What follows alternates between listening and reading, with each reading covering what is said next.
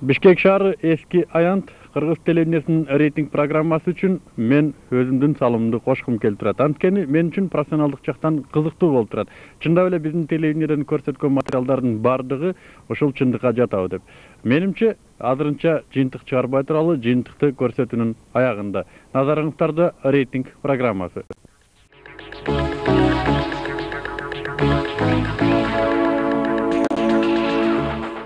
Рейтинг программасына бир канча гана суроо коюлган. Мына ошол суроолордун биринчиси: сиз шайлоого катышасызбы? Экинчи суроо: кимге добуш бересиз? Үчүнчү суроо: эмне үчүн? Ал эми калган суроолор бул албетте толуктоочу түрүндө. Анда сиздердин назарыңыздарда биринчи суроого жооп: сиз шайлоого катышасызбы? Вы на выборы пойдете? Обязательно. Барабыз. Барам, обязательно. Шайлоого барасыңарбы? Барабыз. Барабыз. Мен жазышчумун. Шайлоого барасызбы? Барам. Охранник. Шайлоого барасыңарбы? Конечно. Бир эки суроо менен кайрылайын. Эмне суроо канча? Шайлоо боюнча. Жотура бериңиз. Өзүңүз айтып кетсеңиз, кайерде иштейсиз? Мен республиканын экономика министрлигинде бөлүм башчы болуп иштейм. Шайлоого катышасызбы? Шайлоого катышамын албетте. Хорошо,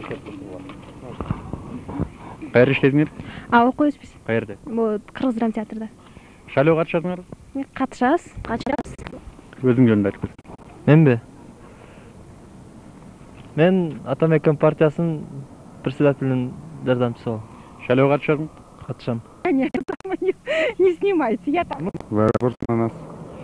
Скажите, вы на выборы будете участвовать? Не знаю. Наверное, нет. Да. Эмби? Элин. Шайлоого катышасыз? Катышабыз. Мне повезло, вы сегодня первый респондент у меня, самый красивый. Скажите, вы на выборах будете участвовать? Ну, наверное, буду. А точнее? Конечно. Буду. Извините, вы где работаете? В Белом доме. А вы? Тоже. На выборы будете участвовать? Наверное, пойдем, смотря какой стимул будет. А какой именно должен быть стимул?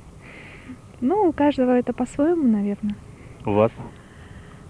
Ну, у меня, во-первых, стимул это за моего любимого президента проголосовать. Обязательно. Шайлоого катышасың? Я. Шайлоого катышасың? Обязательно.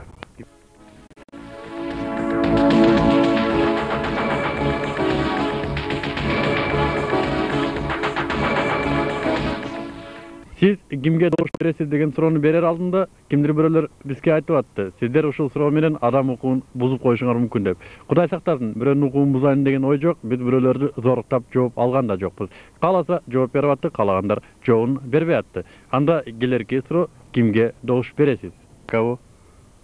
За Акаева. Кимге добуш бересиңер?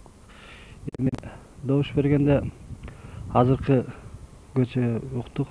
Негизи теледен 3 кандидатураны алып чыксаган, мындайча айтканда, туура эмесирээк болуп атат да. Анан биздин сала турган добушубуз кандидатурабыз Аскар Акаев болду. Менин оюмча Масалиевке берип болуш.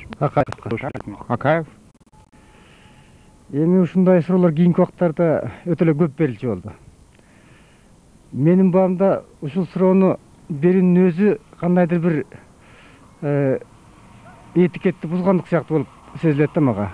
Шайлоонун алдында азыр 5-6 кандидат чыгып атат, талапкер, мен президент болом деп. Анан ушу басма сөз органдарынын кызматкерлери көчө менен кыдырып эле элдердин баарын токтотуп, сиз кимге шайлайсыз, сиз ким тараптасыз деген суроолорду берип атышат. Ушунун өзү эле бир кандай суроо бериш керек эле байке? Шайлоого жакындап калганда жөн эле бир гана суроо: шайлоого катышасызбы, жокпу? Ушул гана суроону бериш керек да. мисалы мен азыр айтайын, же Акаевка, же Шеримкуловго деп айтайын, мен өзüm мамлекеттик мекемеде иштегенден кийин бизге, мен жашырбай эле айтам, эртең бирдеме болуп өзгөрүш болуп кетсе, бизге кандай бир таасир тийиши мүмкүн. Ал жагынан коркпой эле койсоңуз болот да.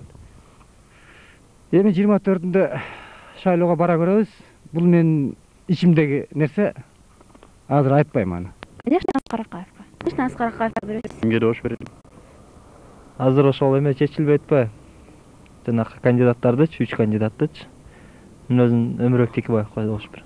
Эми ал кишинин кандидатурасы алынып калды. Эми ал кишинин кандидатурасы кокус өтпөй калса, кимге добуш бересиз? Өтпөй калсабы? Өтпөй калса, Акаевден башкасына берем. Аскар Акаев. Аскар Акаевга. Закаева. Закаева. Кимге? Акаев көрөт?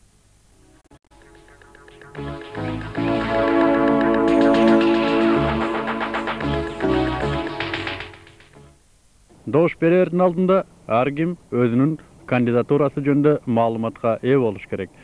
Мына ошол маалыматка таянып бизге жооп бергендердин жообун угуп көрөлү. Демек, 3-чү суроо эмне үчүн? Почему?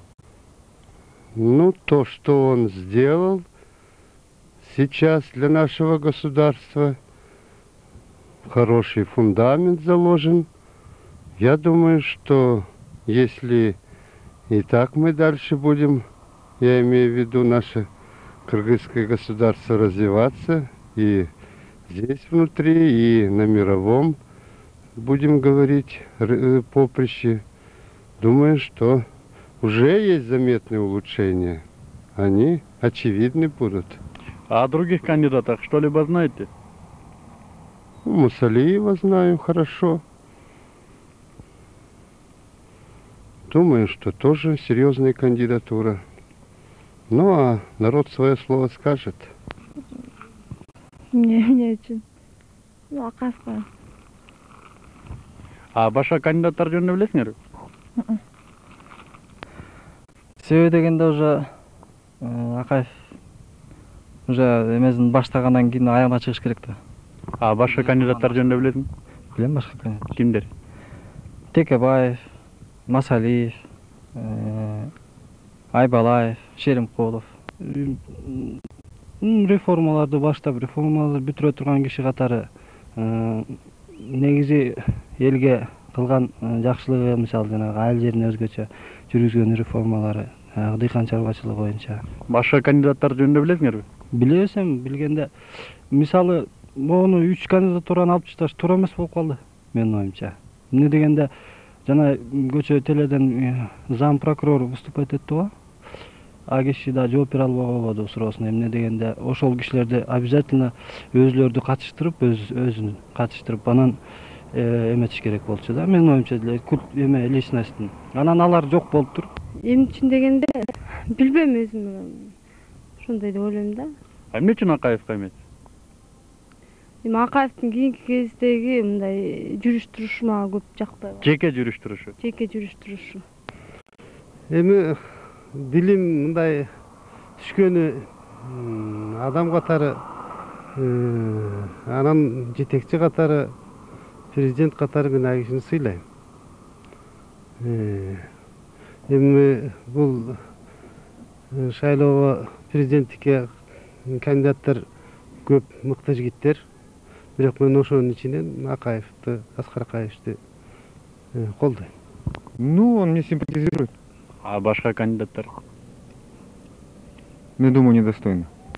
Билбейм, Аскар Акаевка бирок добуш бересиз. А башка кандидаттар жөнүндө билесиңерби? Билебиз, бирок аларга эми кандай десем, анча деле көңүлүбүз жок аларга.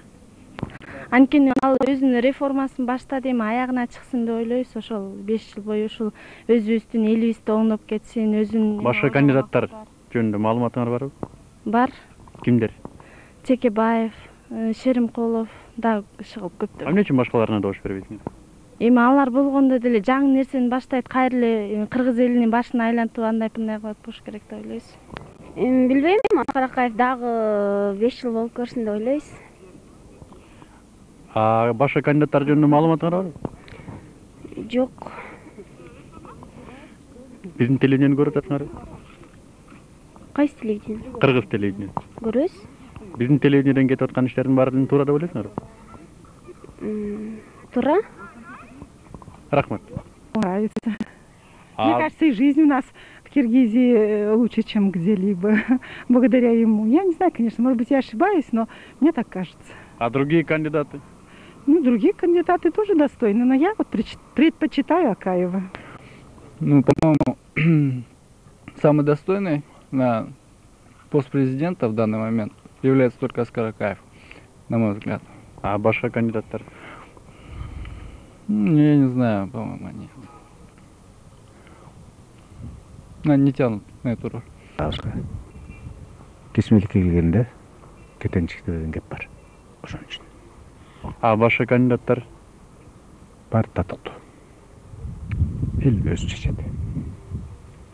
Эл кандай чечсе, эл өзү билет. Элден өткөн тараза жок. Кесмеликке келгенде кетенчиктин сөзү ушул. Кыргыздын жакшы сөзү бар ушул. Не знаю, мне как-то по духу близкого политика. А другие кандидаты? Другие кандидаты, ну, вообще-то, не знаю, мне как-то больше Акаев. Вы где работаете? Я в МВД. Спасибо. Пожалуйста. Ну, потому что я вижу только его, более надежного человека. А другие кандидаты? Других, это моя точка зрения, я вообще-то не думаю, что они достойны на этот пост. А насчет телевидения, что вы думаете? Насчет телевидения, я вообще-то не смотрю ее. Почему? Будете голосовать за него? Ну, уже, в общем-то, не один день знаем его. Во всяком случае, надеемся. А других? Ну, других в общем-то, у меня были симпатии к Текебаеву, потому что я предпочитаю его молодость. Но, к сожалению, вот сняли его кандидатуру с выборов, теперь вот не знаю даже. Он знает уже, как управлять, и он наш человек. А другие? Другие, они тоже, конечно, знают и политику, но я думаю, что нам нужно оставаться с Акаевым. Акаев ишин ушуга чейин иштин баарын Акаев алып келди. Мындан кийин деле Акаев. А башка кандидаттар жөнүндө билесиңби? Башка кандидаттарды койгондо алар пока өздөрүнүн ордуна келип башка чет өлкө менен иш алганча да көп убакыт кетет.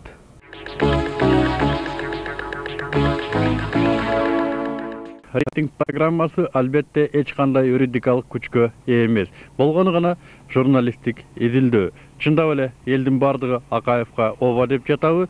Эгер ооба деп жаткан болсо, эмне үчүн? Ал эми башка кандидаттарга эмнеге өз добушун бербейт деп. Албетте бизге берилген убакыттын ичинде биз каалагандай суроолорго жооп ала алган жокпуз. Болгону гана элдин дагы бир жолу Акаевка ооба дегенин гана билдик. Калк айтса калп айтпайт дейт. Демек, калк айтып жаткан соң Акаевдин бул жерде аткарган ролу бар окшойт. Эмне болсо да шайлоогун көптөгөн ийлердин үстүнө өз чектин коет болуш керек. 10 канал рейтинг программасы Муктубек Арстанбек Бишкек шаарынан Эски Аянтта.